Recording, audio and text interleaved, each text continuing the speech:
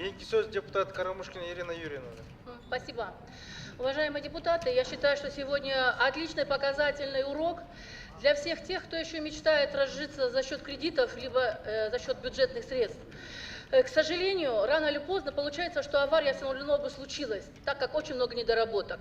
К сожалению, она случилась, пострадали наши граждане. Но сегодня вот этот вот разбор полетов, как говорится, опять-таки я хочу сказать, предупреждение очень многим. А самое главное, как говорится, Бог шельму метит. И мы дождемся, давайте, решения полномоченных государством органов, решения прокуратуры, следствия прокуратуры, чем это все закончится, и тогда будем уже обвинять голословно по фамилиям. А то сегодня, я смотрю, очень многие смелые стали. Когда был президент Атамбаев, в глаза заглядывали.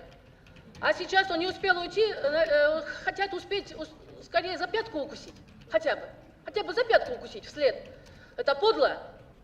Поэтому я считаю, что всему будет предел, и рано или поздно до каждого доберется вот такая вот рука справедливости и правильной принципиальной власти.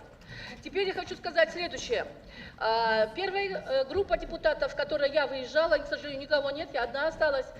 Мы были в Урумчи, смотрели вот этот ТЭЦ ТБИ. Это действительно очень крупное, масштабное предприятие. И нас уверяли, что на 396 миллионов долларов будет построено, вернее, реконструировано у нас.